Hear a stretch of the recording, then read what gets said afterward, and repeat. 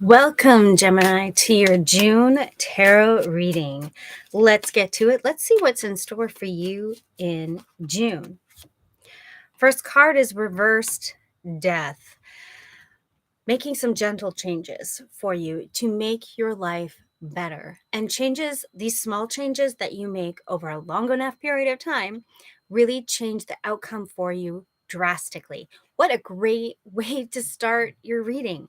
My name is AJ. I'm a trauma and anxiety life coach. I also do tarot. I do live readings as well. I'll be actually reading live at the Anime Revolution convention this summer in Vancouver. So if you're in Vancouver, you love anime, you're going to want to be there. There are life-changing events with such a great community of people. But let's keep going with the reading, and don't forget to like and subscribe if this is something that you find enjoyable. Okay, so what's crossing you? The Three of Wands, trying to actually do the things to move you forward and sustaining them over a long period of time. So making decisions that will not only pay off for you now, but that will pay off for you long in the long term. And it's hardest when you first start to make those changes because you only see tiny little shifts. But the thing is, you're thinking about trajectory and life trajectory. Like if I were to send a rocket to the moon and my trajectory was off, my angle was off just a little bit, I would miss the planet entirely. So these small changes, even just like drinking that water or taking that walk for your mental health, these small changes over a long period of time make a big difference. We talk about compound interest in regards to money, but there's compound interest in regards to feelings, self-esteem, and just how you view life in general. These opinions add up over time, and they're what create our beliefs that we can do whatever we want to set our mind to, or our limiting beliefs that hold us back and limit us unnecessarily. So let's go into your subconscious mind. What's going on beneath the surface for you, Gemini? The moon, learning how to trust your intuition. And if you come from toxic relationships, maybe a toxic childhood or traumatic childhood, it becomes so much more difficult to trust your gut because your body will remember your past life experience, like not past life experience, but your experience in this lifetime, and sometimes even past life experiences. I'm not a past life regressionist, but when you have been hurt in relationship, it's so hard to trust yourself in future relationships, that the world has good things out there for you. And this is what's going on beneath the surface, learning how to trust yourself again.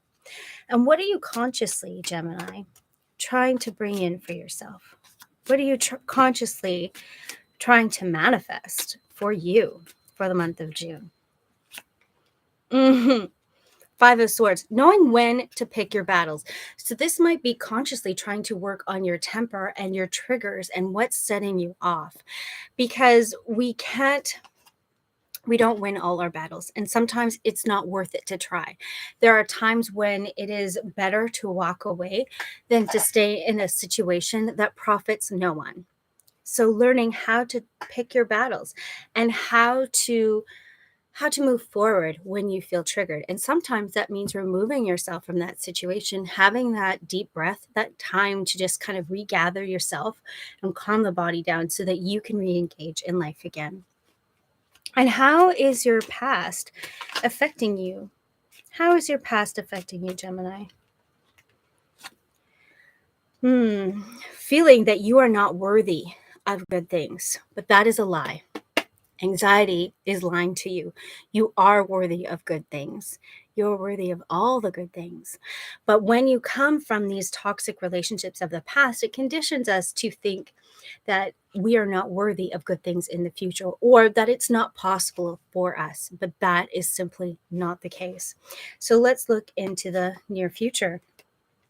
Knight of Cups, my Gemini, not letting your feelings run away with you and learning how to master your feelings. So when you do get triggered, having that backup plan of knowing how are you going to calm your body down? How are you going to recenter yourself so that you can continue to show up as the human that you want to be, the person that you want to be? So now let's move into the environment. Let's move into the environment.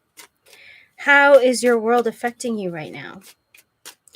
And it's environment really does affect you, right? Like if you are on the good path and you're trying to remain positive and all your friends tend to be Debbie Downers just because they're struggling, it's hard to keep that good vibe going. So what's going on in the world around you? Trying to let go of maybe some childish ways, letting go of childish expectations, or yeah, some ways that you are doing things that are no longer serving you. This was Six of Cups reversed. So, coming into a more mature aspect of who you are, showing up as the person that you want to be. And that could be that there is some childishness going on around you. And dang, that's hard, right? When you always feel like you have to show up to be the bigger person. But you're looking at long term goals and who you are and the integrity of who you are. And that is what will give you the strength to stay on that high road, to keep being the person that you want to show up as. What is your attitude right now? The devil. And the devil, like it's not always bad. Sometimes the devil is that you just want to be fun, let loose, and be free. This is another one of those cards that often when it shows up in readings, it kind of freaks people out, but it's nothing to be fearful of. If you take a good look of it, you can see that the chain is so loose around their neck that they could let go. And it also is a great card for sexual like expression, really getting in touch with your sexual identity and who you are. And it's June and it's Pride Month. So what a great card for the devil to come up, to just honor your sexuality, whatever that is, and be who you are and show up as you are and ask for what you need in relationships. It's so important. In all the ways, like in the practical ways and also like in the bedroom. Ask for what you want. Ask for what you need. All right. Let's go into hopes and fears. Next card is hopes and fears. Always so connected, right? We fear we'll never get what we don't hope for. And we hope that we'll never get what we fear. Eight of Cups. Feeling that you, like the worry that you might be retreating from life, but also the awareness that you need to have some perspective on life. Like you can have so much action and forward movement, but without reflection, often we end up in those moments where we're just spinning our wheels. So taking that time, carving that time out if you need to, making sure that you prioritize yourself so that you have a moment, even just to sit your cup and drink your cup of coffee in peace, or to meditate if that's what you're into, or even just taking that time to be in your body and dance to some music. Taking some time out for yourself will help you to reflect on what's going on in life. Like, is this a direction you want to be going in? Are you happy with how things are right now in your life? And what can you do to move things forward in the direction that you want to take? And last but not least, your outcome. And then we'll look to our angels and spirit guides to see how they can support us and encourage us and what challenges they might see for us. So, outcome is reverse 10 of Cups. So, letting go of some indulgences. And we don't want to let go of all indulgence, right? Because we want to enjoy pleasure. Pleasure is one of the most fun things about being a human. Like it's one of the most life-giving things about the human experience. But sometimes when we overindulge, it's a signal that we're numbing, that we're actually hiding away and not really processing some of the deeper hurts and wounds because they're so scary.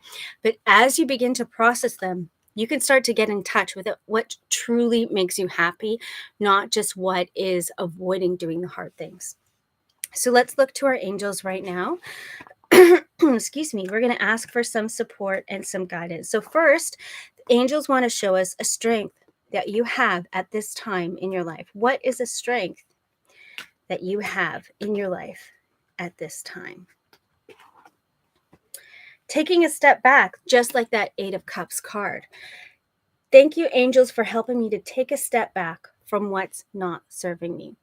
So one of your strengths is knowing when to have that time of reflection, when to let go of the fight, when to look and see and prioritize and be back in the body and not in the scrambling mind. And taking that time of reflection will help you see what actions are actually helping you and what are actually hurting you. Let's see what else the angels have to tell us. The next card, the next angel card, will be the blessings that you carry in your heart. How are you blessed as a person? What are the blessings that you are taking with you in your life right now? Signs from heaven. Thank you, heaven, for sending me reminders of your presence. So often that could be finding feathers where you wouldn't expect them on the side of the road. Sometimes I've even found them in library books or just in odd places. I've even seen them like when I was walking in the mall. And these are signs from heaven, from our angels and loved ones that have passed, that they're encouraging us, that they're with us, that they love us, that they care deeply, and they're invested in our future as much as we are. They're for guidance and they're for support. So keeping an eye on where are you seeing your heavenly support right now? Is it angel numbers when you're looking at your phone?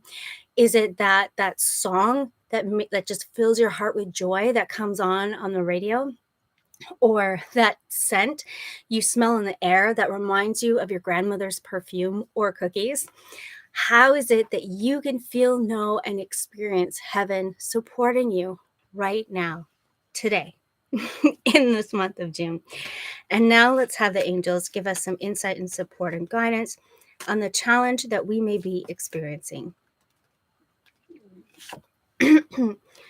Unconditional love, the Divine Mother. The challenge is to unconditionally love yourself or to feel unconditional love, especially if you've grown up or experienced toxic relationships where it's like, I will love you or care for you if you do X, Y, and Z, or if you loved me, you would. That's a very common parental manipulative tactic that I've heard time and time again in my own life, and I've heard clients say that they've experienced that in theirs, and that makes love very, very conditional. And it takes a lot of intention to learn that you can be loved, that you are worthy of love, regardless of what you've done and regardless of where you are right now, that you are valuable, that you are worthy, and that your opinions and experiences are valid. The card says, thank you, Divine Mother, for helping me to give and receive the love that I deserve.